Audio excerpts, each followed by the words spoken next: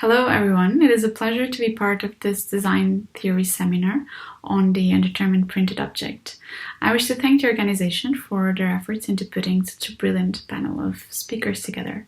And I would like to focus my talk today on the book in relation to the spatial context it occupies. So this is an ongoing research which I hope can inspire thought about how different placements affect our relationship with these objects, and also about reflecting in which ways the books acquire new meanings depending on where they live. So books have been part of our daily lives for centuries now, and they have increasingly been gaining presence in the art museum, whether to provide a context in a curatorial discourse or with value of their own. So my proposal here is to question the relevance of this presence in the museum altogether. So in order to do that, I will first start with a short introduction to the spatial trajectory of the codex from the spiritual environment to the domestic space. At the same time, I will briefly focus on the evolution of the gallery space from the privacy of the home into the public domain. And I would like to finish by suggesting an open reflection on the possible alternatives to the museum for book display and acknowledgement. But before I start, I hope you can follow me on a small exercise of common imagination. So I would like to propose, let's picture the following. We are entering a large space with high ceilings and no windows to the outside.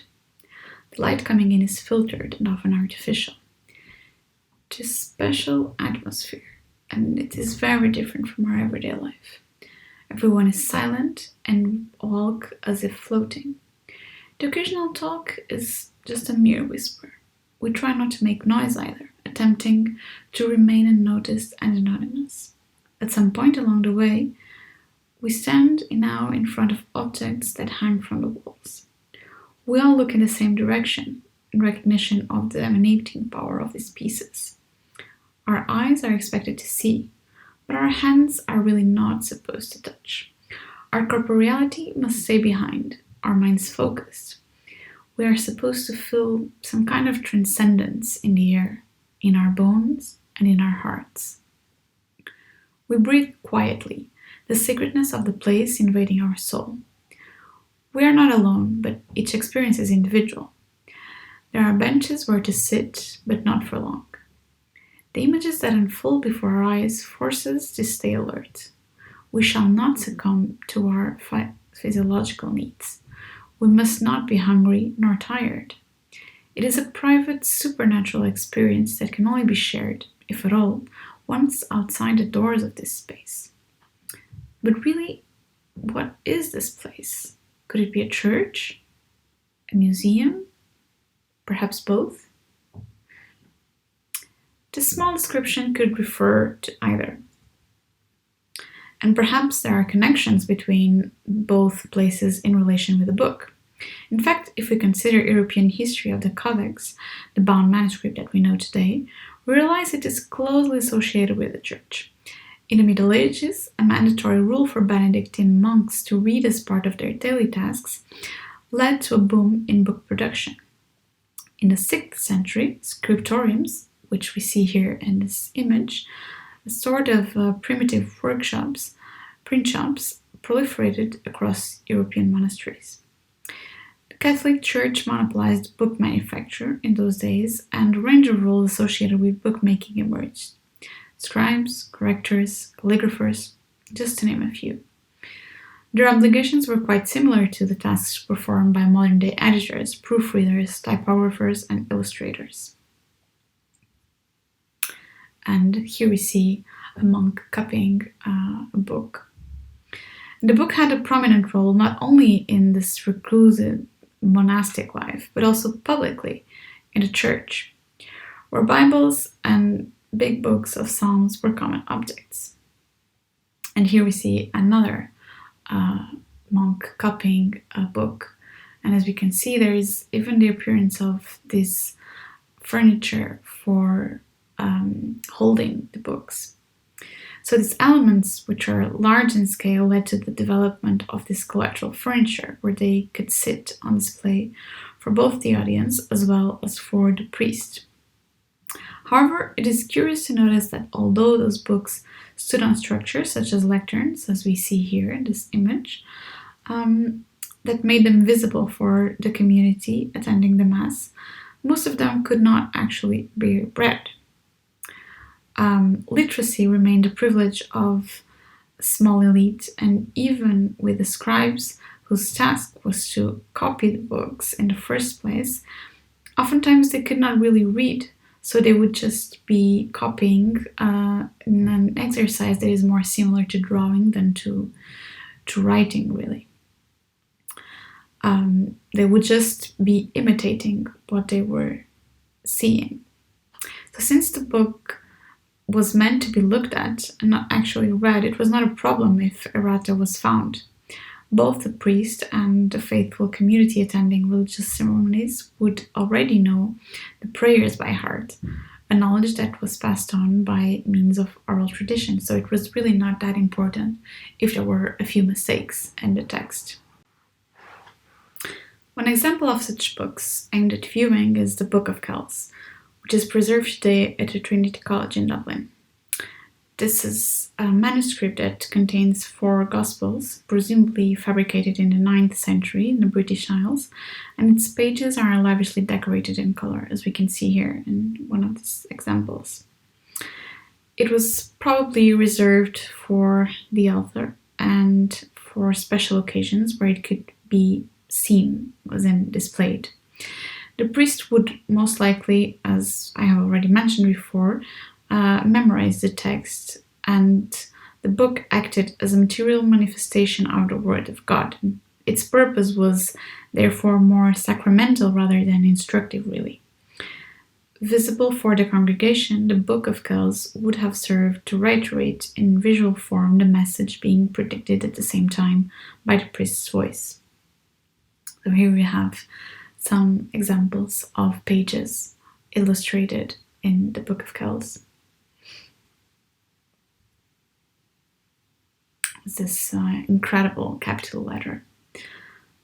And I can help but think of childhood memories of listening to stories being read out loud from illustrated books when I could not really read yet, because we see these images and we can interpret them. We don't need to read a P here. We can see there is another range of figures, an incredibly intricate drawing that is open for interpretation. And just as those oral stories that were told to me as a child were not necessarily 100% faithful to the book's text, so could have been the narration of the priest from books that were largely populated with errors and annotations. After all, let's not forget that the very scribes in charge of copying those texts were often illiterate themselves. So here are a few examples of books that were heavily annotated. As we can see, here we have different handwritings and different color in the text. And here we have these margin annotations, which are really fascinating. Here, for instance, like heavily annotated, which is probably the way that some books were in the church. So here we have some more. And this to me is really incredible, like fascinating, the way that even the notes are incredibly intricate in the way they are written. So in the 10th century, with the appearance of universities, the demand for books suffered a big shift. It was no longer an exclusive tool of the church to spread the word of God, but rather was aimed at cultivating a new elite that used books as learning tools. So this was an image that was not only exclusive to the church. Reading habits changed completely as well during this period. If in the ecclesiastical domain, the large book would have been placed on a stand, meant to be displayed, looked at, and often read out loud simultaneously, as we can see here, by more than one person at a time, that was not the case among the student community. So new readership sought a dramatically different relationship with a book as an object. Reading was, for the first time, an action in solitude. So this led to the appearance of smaller books aimed at private consultation and annotation, even centuries before the invention of print. However, and even though there had been an increase in the literacy of the population beyond the monastery, it was still very minor when compared to the clerical community. So, actually, when Gutenberg finally accomplished his project of the printing press in the 15th century, he opted for, printing a Bible. So, the 42-line Bible is regarded as one of the first examples of a printed manuscript, and it has opened a path for the future of books as mass-produced objects. The book became more than ever a vehicle for disseminating knowledge. And here we have to mention another revolutionary contributor. Here we still have the Bible that Gutenberg printed. Incredibly thorough indeed. And so these capitals and these other colors would be added after the printing of the text in black.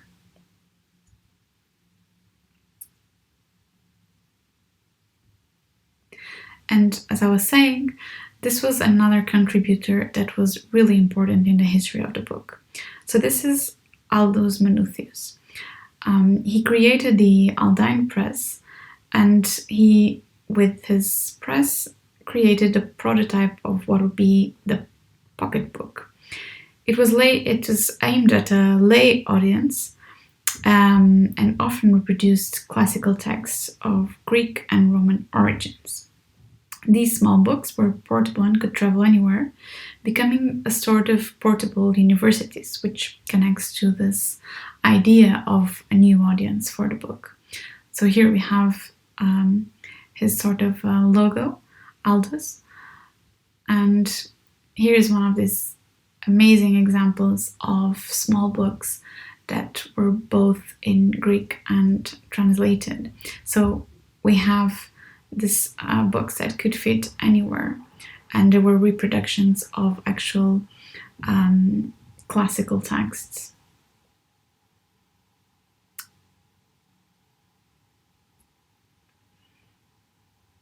So really incredible composition here. So understanding the technological developments as well as the social and economic context in which they happen is fundamental to understand the importance of the book as the object that we know today. After centuries of evolution, and much thanks to the Industrial Revolution in the 19th century, the book was democratized until it became the common object in the household. And the book acquired the status of domesticity, becoming part of our daily lives.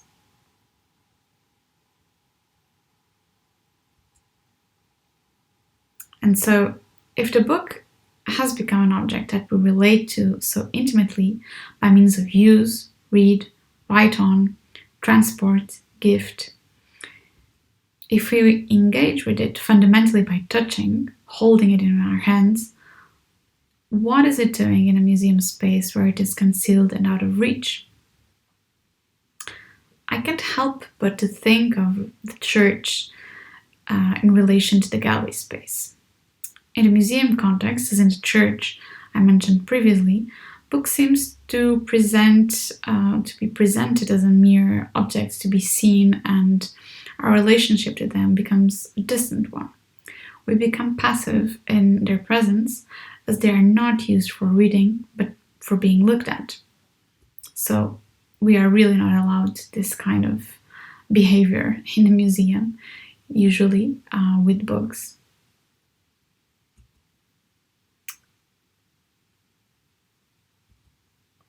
But, At this point, I think it is quite useful that we recover the history of the gallery space and its transformation from a place of gathering where social activities would happen into, well, the white cube that we encounter today. So for a few years now, the museum as an institution has tried to expel the body and its needs from its premises. But much has changed since the 16th century, when Francesco de' Medici built the Tribuna of the Uffizi in Florence, a place to display his art collection. This is what it would have looked like. In that space, Flemish paintings would have hung side by side with antique sculptures, as we can see here.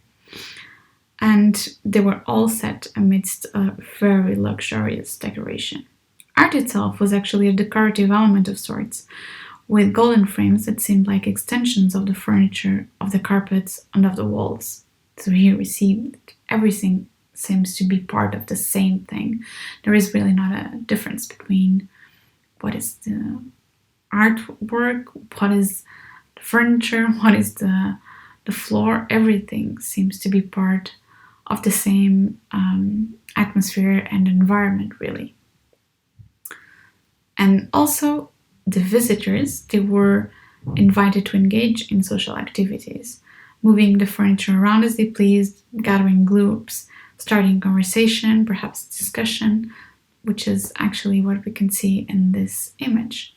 So the relationship between the person and the museum space was much more interactive than the one that we are used to nowadays. And, well, domesticity associated with the gallery space can also be appreciated in paintings like this one, depicting the National Gallery in the 19th century London. The collection was originally housed in a private residency where art and domestic life were intertwined. Freestanding furniture, such as stools, chairs, tables, could be freely arranged by the visitors, who would be encouraged to inhabit the space in the way they would find most comfortable. So contemplating art was not the final goal of these visits, but part of a global experience that was really social. The gallery, which belonged in the domestic sphere, constituted a place for meeting and dialogue, whilst also allowing for the satisfaction of other needs, both personal and social, such as eating, drinking, resting, chatting, or playing. They were all welcome activities in these museums. But then, well, gradually, that space of freedom has become increasingly more aseptic, which drives me back to the church again. The environment we know today ignores the needs of the body in favor of a more scholarly experience. The white cube model, with walls that block the outside world, inviting reflection and contemplation, has been dominating a tendency in museum display since the second half of the 20th century. The portable furniture that previously characterized the gallery within the private domain was replaced by benches fixed to the ground, or no furniture at all, as we can see here in this image of a church, quite similar indeed. So the presence of these were most often uncomfortable pieces that could provide perhaps a brief moment of rest, but never total relaxation. These stationary benches are platforms for viewing and are often strategically placed in front of artworks considered to be of greater importance in the exhibition trajectory. The white cube transpires permanence and transcendentality, and the artworks it houses deserve to be preserved. Those are objects of devotion that only a selected few have the privilege and the power to touch. The rest, like us, must remain satisfied with a quick glance and move on to the next artwork and the next room. The white cube really privileges a disembodied spectator on the go. If the current prototype of the museum is one where both the body is not welcome, and therefore really we are not welcome to engage interact with the pieces, then why are there so many books, magazines, and other publications in their rooms? What I mean is, if a book is meant to be held in one's hands to read, then does it make sense to look at it like a cover behind the glass? So let's have a look at the vitrine as an element that conceals these publications. I have identified two main types of vitrines in visits to museums and galleries in the past years.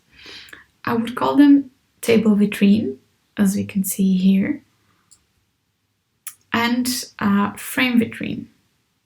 It is curious how both these models combine functional furniture, typically found in the home, the table and the frame, with another element aimed at displaying, mostly associated with the gallery or the shop, the vitrine. And let me consider the Reina Sofia Museum in Madrid as an example of a museum where we can find both table vitrines as well as frame vitrines. So here again you can see what I meant with the table vitrine below and the frame vitrine above. They are present in many rooms in the museum, and as well as in other museums, galleries, and art centers, especially modern and contemporary, I would say. And it really strikes me for its contradictory nature. It is an object container whose function implies cancelling the function of another object which is contained inside it. The frame vitrine is an object of variable dimensions tailored to its content. It is not a regular display case where to deposit heterogeneous elements according to need, but an object that was carefully conceived according to the size of the object it contains, such as in this case it was conceived to house this copy of the magazine Horizonte. It is designed in such a way as to convey a sense of neutrality, as to camouflage with the museum environment. It is conceived in an attempt at the viewer can ignore its presence. So, do you remember the heavy gilded frames of the paintings in the Uffizi mentioned before?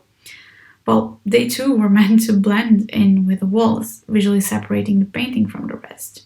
But the fact is that in that case, however, that camouflage was really achieved because the walls, the frames, were also sumptuously decorated, so all blended in together. Quite well, just as this frame vitrine blends in pretty well with the wall behind it. So back to the Reina Sofia's rooms. This frame vitrine we are considering here consists of a solid white background that hangs from the white wall, and inside it the publication is placed vertically, suspended by transparent hooks, and on top a right-angled transparent metacrylate closes the structure, and it is fixed with fine screws on the sides and on the sides of the base. It is like a rigid sandwich device that the visitor cannot touch or feel, but can only gaze at. Well, upon closer inspection, we realize that the margin between the publication and its edges has been carefully studied, such as it would happen with a picture frame. We can conclude that the function of this device is not only to simply protect, but also to enhance, to highlight, well, ultimately, to frame. The frame vitrine constitutes the denial of the primary function of the book it contains.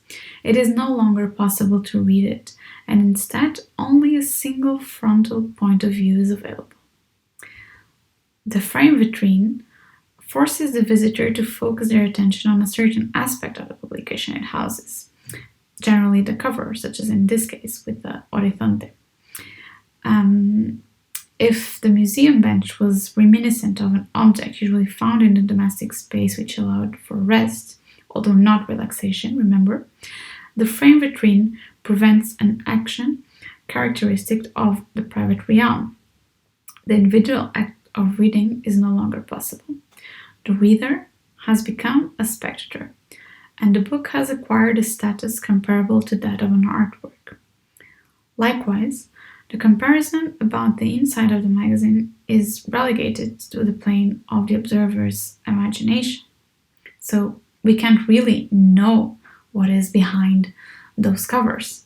We can guess, but we can never really know what is there. On the other hand, the table vitrine that we can see here below is similar in function but quite different in concept, I would say. On a formal analysis, it is a horizontal vitrine, and it usually is big enough to house several objects under its transparent dome. So here we can see several copies of different books. The resemblance of this type of vitrine with a typical household object, the table, makes its presence unsuspected to the visitor. Its familiar character is consequently less likely to attract attention than the frame vitrine. Intuitively, and though both types of vitrine can contain editorial publications, if confronted both the table vitrine and the frame vitrine, we assume the value of the contents inside the table vitrine to be secondary with respect to those housed in the frame vitrine. While an individual frame urges individual worship as if the cover was some sort of religious icon, the collective vitrine favors a closer inspection in which the whole acquires more value than the sum of its parts. The observation of documents arranged horizontally, on the other hand, requires an additional effort from the viewer, who must physically approach and bend his body over the table vitrine to be able to appreciate what it contains. Conversely, the frame vitrine, due to its vertical position, encourages a more distant contemplation. I would like to stress here two aspects which I consider to be key for the viewer's judgment of the book's value in the context of the museum. On the one hand, the difference in effort required to regard an object contained in a vertical frame versus the ones contained in a horizontal vitrine. On the other hand, the superficial reading of the object that derives from the placement of a book in a frame vitrine, where it appears that the publication can be apprehended by a simple turn of the gaze. So it seems as by turning our eyes around, we will be able to grasp the whole reality of magazines, prints, artworks, whatever is on the walls. And the transparency of the surface of the frame vitrine contributes to this illusory idea that it is possible to know the contents of the object it contains. But remember, it is just an illusion. Because if the object is a booked object inside this frame vitrine or inside the vitrine, then it is really not the case. Because it is impossible to really know what the contents of that publication are if we cannot live it through. What I mean is that in this vertical position, the eye is ready to see a work, but not ready to read a document. The prominent location of books and magazines in these frames in the Reina Sofia, side by side with artwork, seems to indicate that the publications on the wall have more value than the documents placed in the horizontal table vitrine. Our perception of the object concealed by the frame vitrine is no longer that of a simple documentary or a cultural or a historical witness in support of a preconceived curatorial discourse.